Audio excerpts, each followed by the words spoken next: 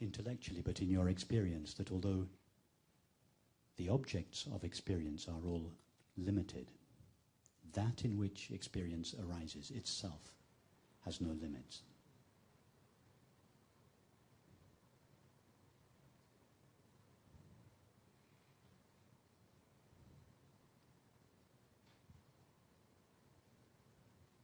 And now ask yourself the question, can the space of awareness in which my experience appears ever be disturbed?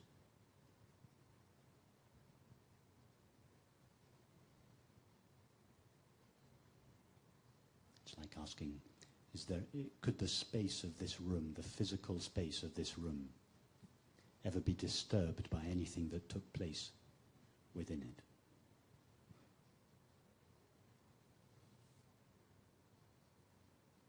Does anything that takes place in this room change the nature of the space, relatively speaking, in which it appears?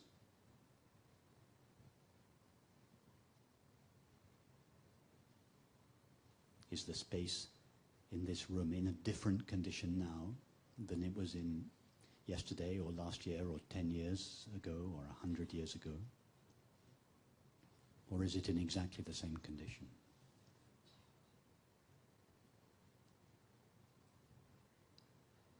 Likewise, is the space of awareness, the field of awareness in which all experience appears, ever changed, disturbed, harmed, tarnished, aged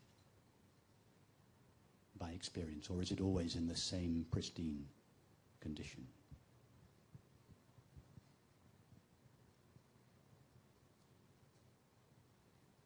Remember, I'm not speaking of some abstract intellectual concept of consciousness. I'm speaking about what we call I, myself, what we essentially are.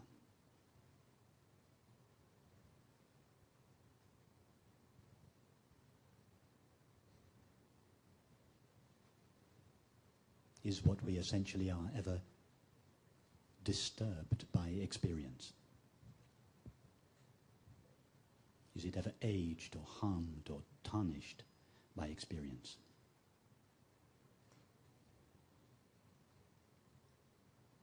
Or is it always in the same pristine, ageless, genderless, borderless, formless condition?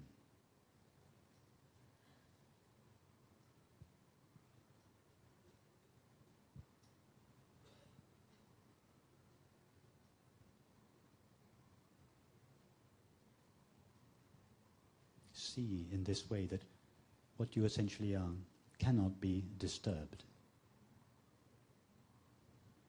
Thus, peace is your nature, not something you have to work hard at acquiring, not something you have to meditate for years in order to access.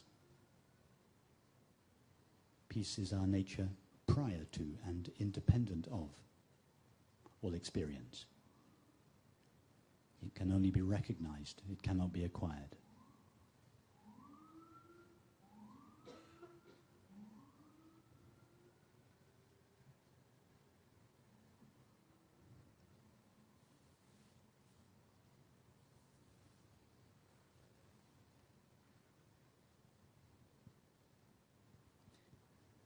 Just as nothing that takes place in this room adds anything to or removes anything from the space itself, so nothing that takes place in experience adds anything to or diminishes our essential self. In other words, our essential self is inherently fulfilled, not fulfilled as a result of experience. A fulfillment that is prior to and independent of experience. In other words, happiness is our nature.